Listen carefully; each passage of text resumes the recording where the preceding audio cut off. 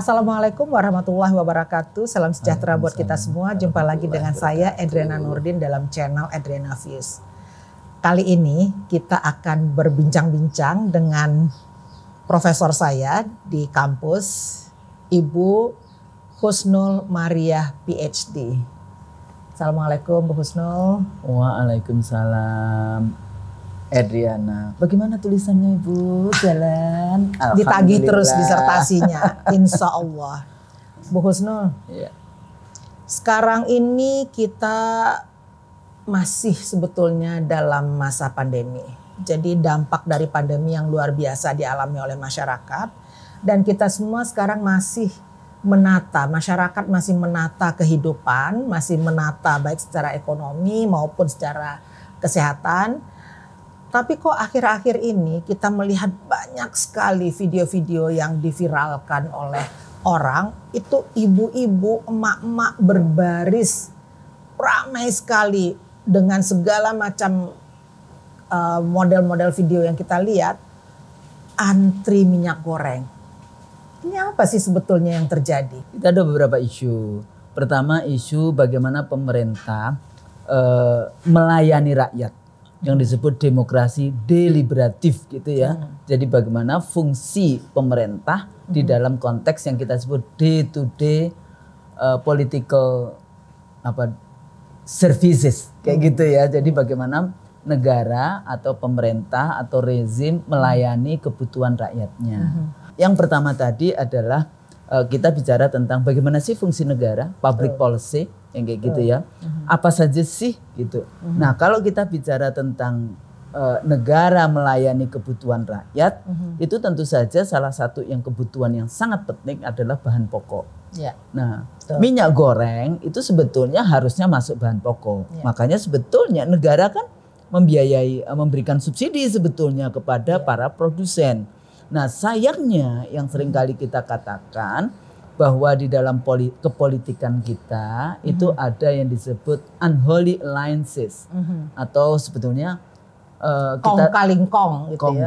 Persepakatan kan itu di kelas-kelas itu kan itu sudah menjadi bahasa ilmiah kita kayak gitu ya, persekongkolan jahat kayak gitu kan, atau kong kali kong antara elit politik dengan elit pebisnis di dalam konteks itu. Dalam hal ini adalah kelompok yang pebisnis minyak goreng.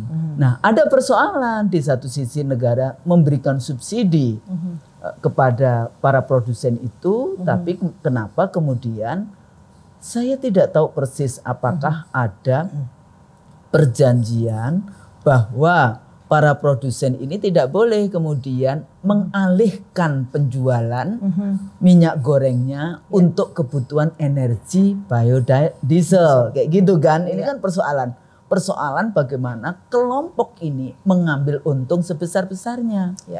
Akhirnya yang terjadi dijual, dan dia dijual mahal karena dengan harga internasional kan, artinya berbeda dengan kalau dijual di dalam konteks sebagai minyak goreng. Nah, seringkali kalau kita lihat kenapa sih minyak goreng, kenapa sih kita ya seperti Ibu Megawati ya, kita bicara nggak apa-apa, emang Ibu Megawati yang bicara.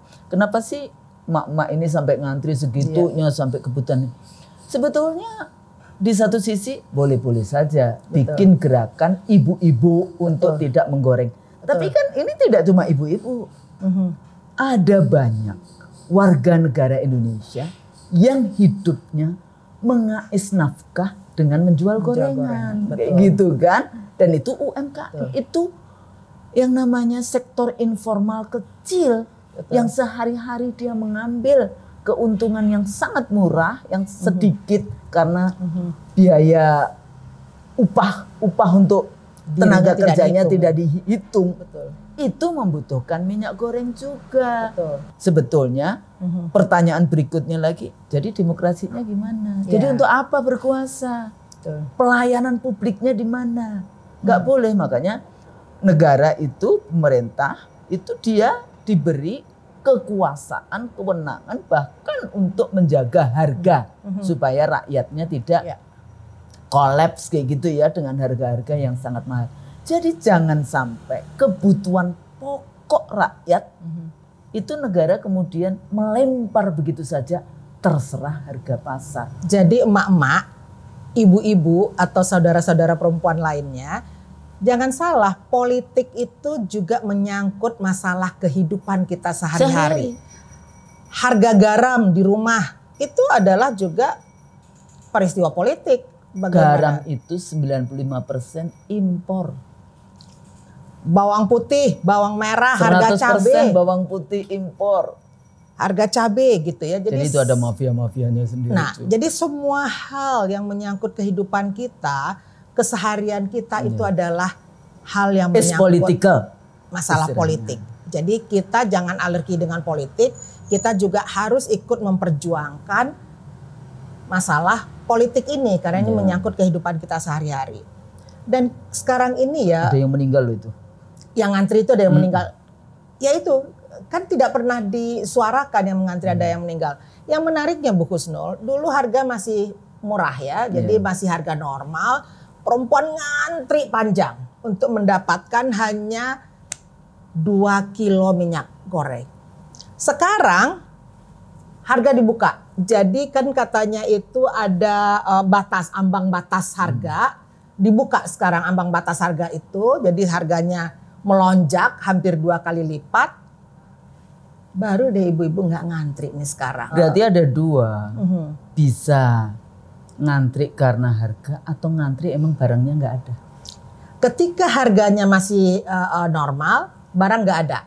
Barang langka, makanya orang ngantri. Sekarang ketika ambang batas harga sudah dibuka, itu tiba-tiba pasar penuh. Tiba-tiba di supermarket kita lihat suplai minyak goreng penuh.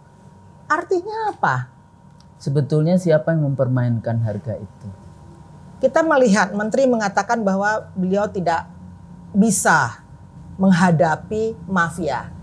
Loh, mafia itu kan sebetulnya ini kan penyelenggara negara. Harusnya penyelenggara negara yang berada di atas mafia.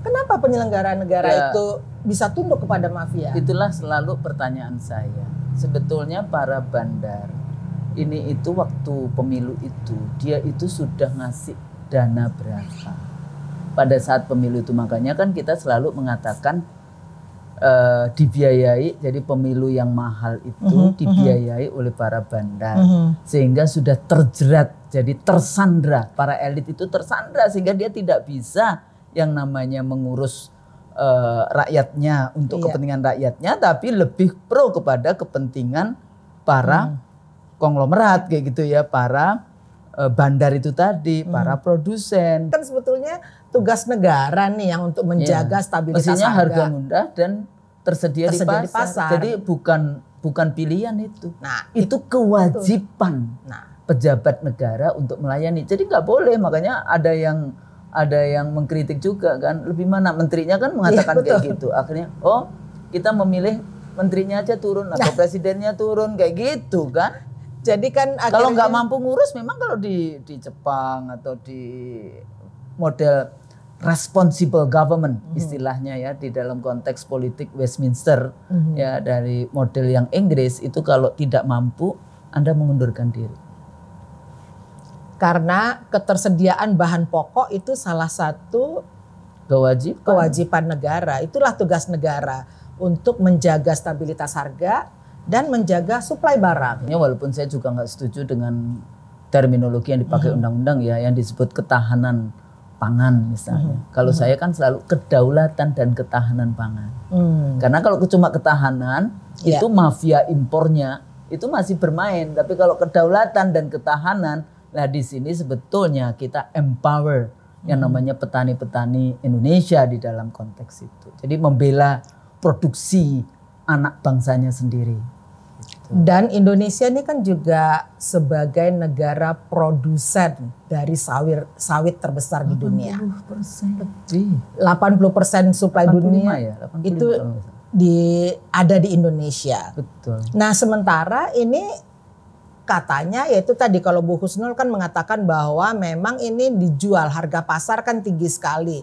Makanya dijual untuk biodiesel tadi ya. Kalau dihitung dari mereka lebih untung kalau itu dijual ke internasional. pasar internasional. Betul, karena harganya sedang Nah, tinggi. cuma kan dengan pressure yang luar biasa, akhirnya mereka juga keluarkan. Padahal mereka kalau di ekspor itu kan juga dijual untuk biodiesel, mereka bisa dapat yang subsidi di dalam proses itu. Makanya saya juga mengatakan, oh kalau kayak gitu, yang itu nggak boleh dong. Kalau dijual internasional nggak boleh dapat subsidi.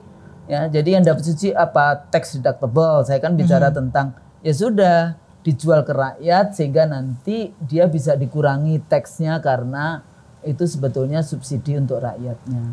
Tapi sebetulnya pada saat yang sama, kenapa sih kita, ya ini lebih ke arah solusi ya. Kenapa kok kita itu sangat tergantung kepada sawit. Sawit yang satu secara environment dia ngerusak tanah kayak gitu kan. Terus dia juga akan banyak, walaupun katanya memang produk dari kelapa sawit itu lebih banyak dibandingkan kalau kita dulu tradisionalnya kan dari kelapa. Betul. Jadi yang kita sebut kopra dulu kan gitu. Waktu saya kecil itu kita minyaknya namanya minyak kletik kayak gitu ya. Betul. Itu dari kelapa. Dan kelapa itu lebih sehat. Indonesia Timur makanya Uni Nana katanya di Sulawesi Utara itu termasuk yang nggak ada ngantri karena mereka bisa punya kelapa. Jadi sebetulnya kalau produksi massal itu ya cepat dan banyak gitu ya. Kelapa sawit. Kelapa sawit. Jadi artinya kembali saya ingatkan emak-emak jangan lupa bahwa peristiwa politik itu adalah kepentingan kita juga.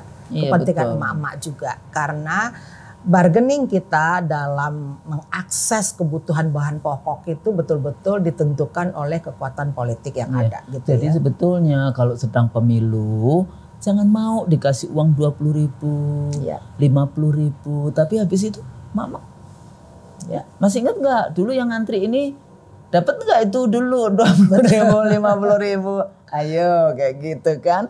Jangan salah, 5 tahun kehidupan kita yaitu tadi harga kedelai karena itu Tempe sampai sempet kan 3 hari nggak ada tempe. Iya betul, 3 hari tempe nggak ada ya karena kedelai impor juga. Harga cabai, harga garam, semua itu adalah harga-harga yang harus kita bayar kalau kita memang tidak betul-betul dengan serius memilih siapa calon-calon wakil kita yang kita anggap bisa memperjuangkan kepentingan kita sebagai Dan rakyat. itu tidak hanya eksekutif, presiden, bupati, wali kota, gubernur, tapi juga anggota dewan. Anggota Jadi legislatif. Uni Nana nanti kalau maju, ingat ya, perjuangan, salurkan perjuangan emak-emak ini nanti. Insya Allah. Bu Husnul, ada yang ingin disampaikan kepada emak-emak di rumah yang sekarang mungkin juga masih getir memikirkan ini puasa sudah menjelang. Betul. Kita puasa sedikit lagi sementara harga minyak masih sangat mahal gitu ya, hampir 2 kali lipat loh Bu Husnul gitu ya. Kita harus mengingatkannya itu pada para pemimpin. Jangan boleh. Anda harus adil karena menjadi pemimpin yang adil itu nanti kita yang nanti Allah lindungi pada saat yaumul hisab. Jadi selama jadi pejabat coba diurusin rakyatnya. Insya Allah kalau itu ngurus rakyat dengan baik barokah. Nah itu untuk pejabatnya. Untuk rakyat sabar tentu saja ya. Sabar, sebentar lagi yang puasa karena mudah-mudahan ya berdoa pada Allah kayak gitu supaya kita nanti diberi pemimpin-pemimpin yang memikirkan rakyatnya. Kayak gitu. Wabillahi taufik wal hidayah. Wassalamualaikum warahmatullahi wabarakatuh. Bersama kami di sini Ibu Husnul Mariah. Terima kasih Uni, terima kasih semua. Tayangan Inspirasi.